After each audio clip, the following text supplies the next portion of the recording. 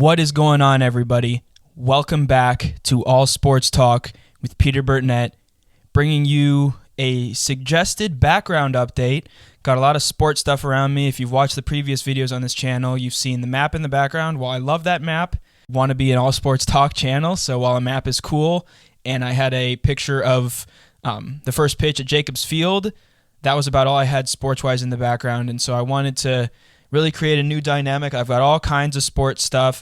As you can see, it's a little Ohio-focused, but I've got a little bit of, I've got Michigan Stadium and Notre Dame. Not sure if the camera really picked that up too well in the corner back behind me.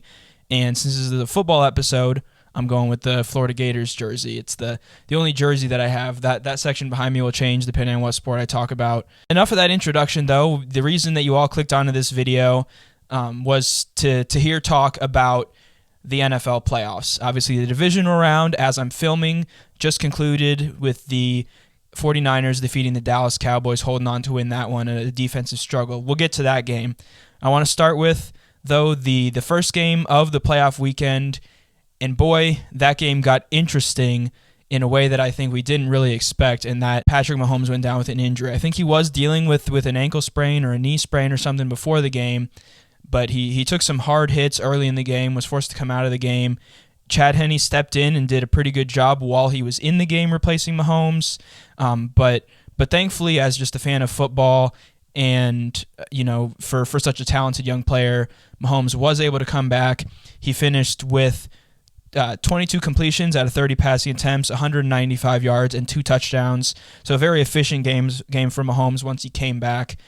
The biggest player, and both of these guys are fantasy football legends. They're guys that you depend on and that you want to be able to draft at tight end. One of those guys is Travis Kelce. He had 14 receptions for 98 yards and 2 touchdowns for the Chiefs, and was a huge part of getting them that W, especially with Mahomes not able to do what he normally does. I know they turned to a lot of quick passes and everything, and so a big game by Kelce, picking up almost 100 yards and a couple of touchdowns. But I think maybe potentially even bigger, especially with Mahomes out and everything, and knowing that the offense wouldn't quite be at its level, the Kansas City defense really stepped up. They intercepted Trevor Lawrence once, and then I think probably the key point in the game that really sealed it for the Chiefs was when Jamal Agnew caught a pass and fumbled the ball on the Kansas City 9. So they're driving down the field. It was 27-17. Huge fumble by Agnew. Chiefs recover, take over, and obviously they didn't score again, but able to run down a little bit of clock, and the defense stepped up, and the Chiefs came away with a 27-20 victory to advance to, because of Sunday's result, a home AFC Championship game. The other game in the NFC, Eagles came out hot. They dominated from the very start of the game, and the game was, let's be real, over by halftime. I know that Chargers-Jags game was, almost exactly the same score. It was 27-0. The Chargers led. Eagles led 28-0, but they just completely beat down the Giants in that game, and Jalen Hurts had 3 first-half touchdowns.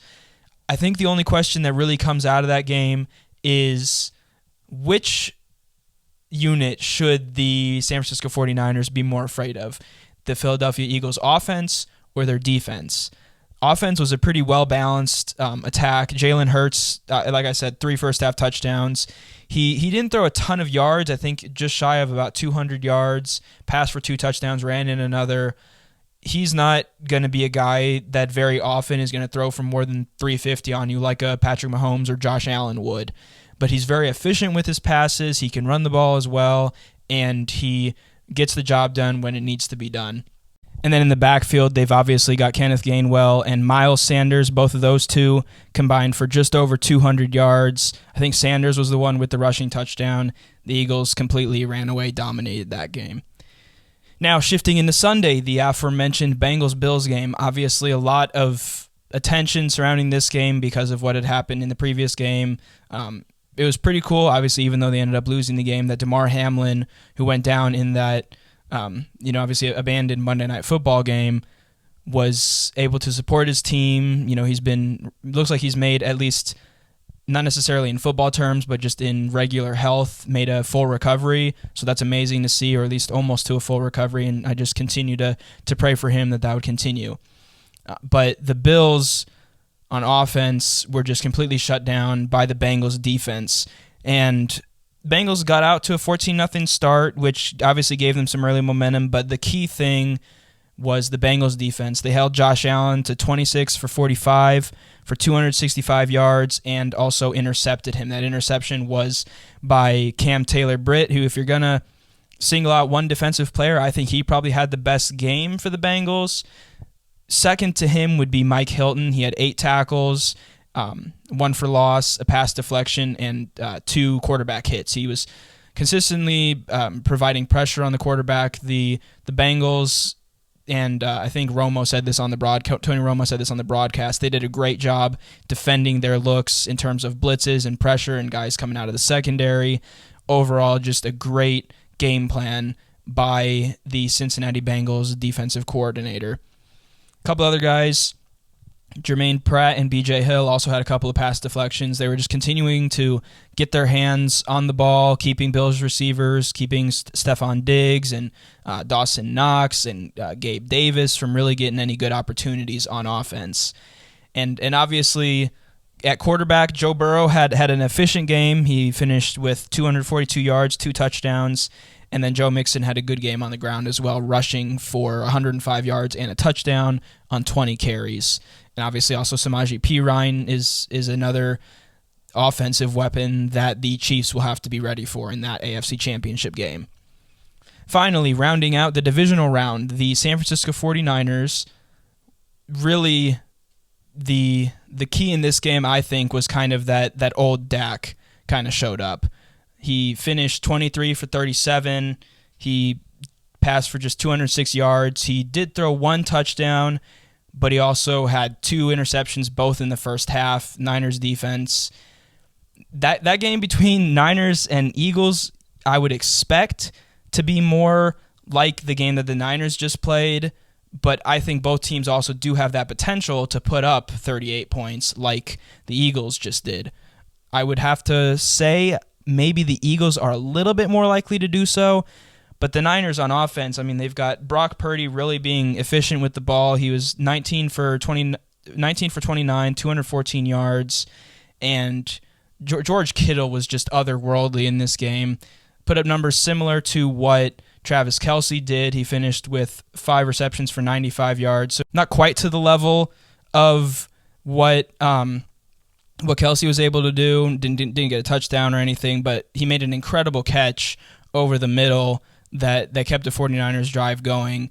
And so a big game on the ground. They also had Christian McCaffrey run for a touchdown, and Elijah Mitchell carried the ball 14 times for 51 yards.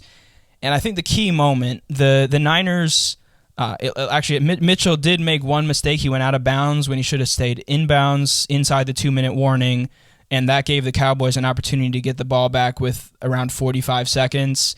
Dalton Schultz goes out of bounds like backwards. He doesn't go out of bounds like trying to bowl his way forward, and because of that, the clock kept running, and the Cowboys weren't really left with enough time to do anything. Came out with a weird formation on the final play of the game, and the Niners held on for a 19-12 win.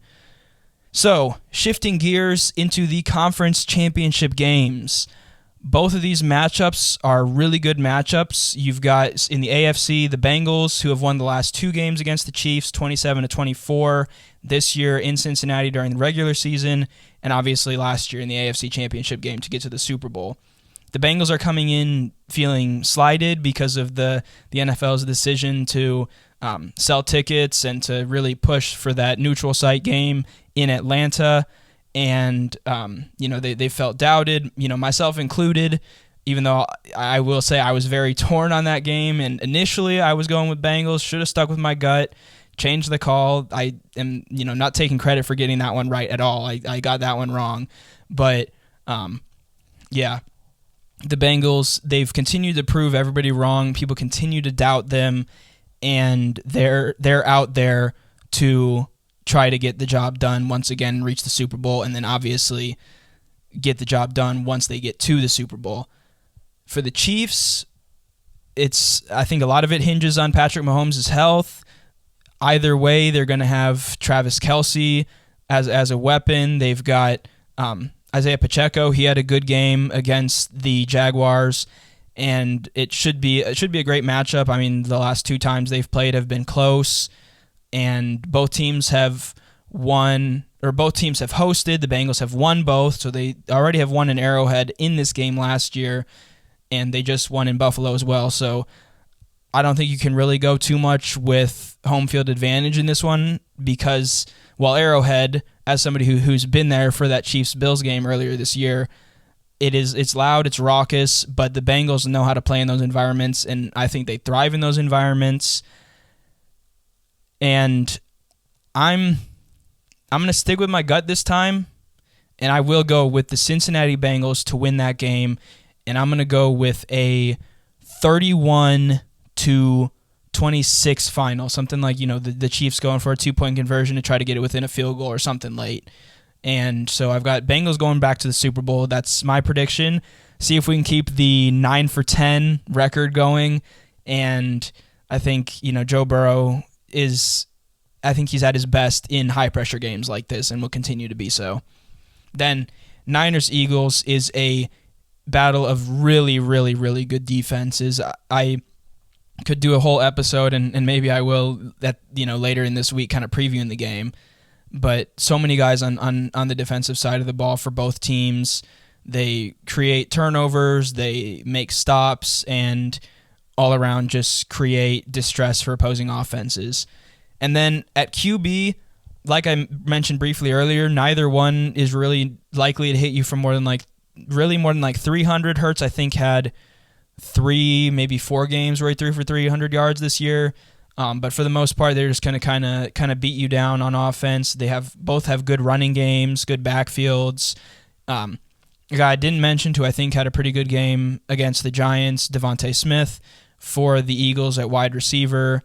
And both of those teams, again, are arguably the best 2 teams in the NFL. So we'll see how things shake out both in these championship games and in the Super Bowl. Those are the 2 top teams, and so the thinking would be, this is the Super Bowl, and it should be a pretty exciting game.